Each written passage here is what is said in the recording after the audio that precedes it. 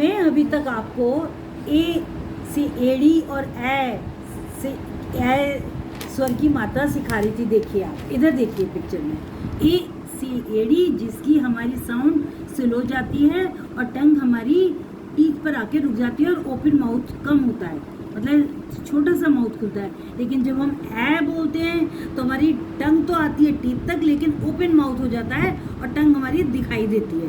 Okay, तो मैं आज आपको ए की मात्रा, ए स्वर की मात्रा और ए स्वर की मात्रा में डिफरेंस बता रही हूँ दोनों का। तो आप ध्यान से देखिएगा बेटा। देखिए अभी सब बच्चे चित्र देखेंगे। अब चित्र देखिए, आप लोग क्या बोल रहे हो? रेल। तो जब आप रेल बोल रहे हो तो आपकी एक साउंड नीचे और स्लो जा रही है कि नहीं है? टंग आपकी टीथ से आके टच हो रही है, लेकिन कम ओपन हो रही है टंग, तो हमने इसको बोला रेल, रेल।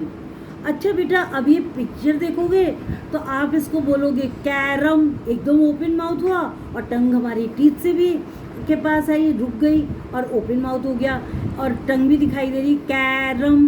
बच्चों ये नीचे के मैं अब आपको इसलिए नहीं बताऊंगी क्योंकि ये सब मैं आपको क्लियर कर चुकी हूँ।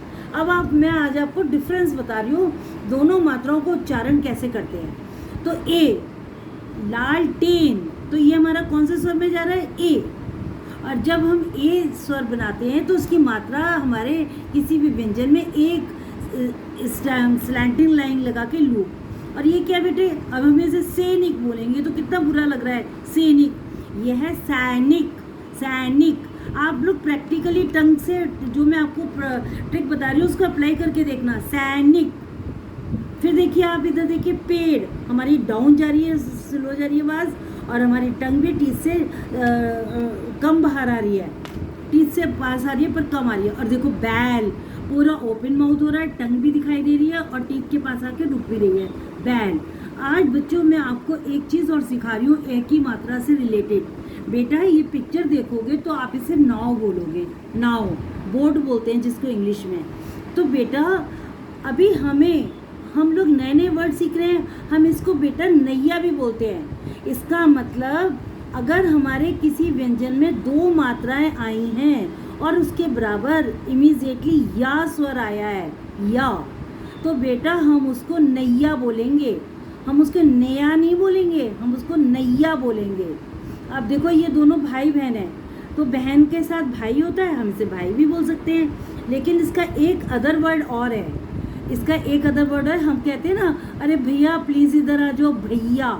तो देखो आप नोटिस करो, भा व्यंजन में दो मात्राएं लगी हुई हैं और या आया है, भैया, नैया, भैया। कभी भी अगर हमें ऐसे साउंड सुनाई दे, भैया, नैया, उस व्यंजन में दो मात्राएं लगाकर या आपका आएगा। फिर नेक्स्ट देखो बेटे, ये गाय, सब बच्चे अधिकतर गाय बोलते हैं, लेकिन गांव के लोग क्या बोलते हैं? गैया, गैया। हमने गा व्यंजन में दो मात्राएं लगाई, उसके बराबर हमने ये या लगा दिया।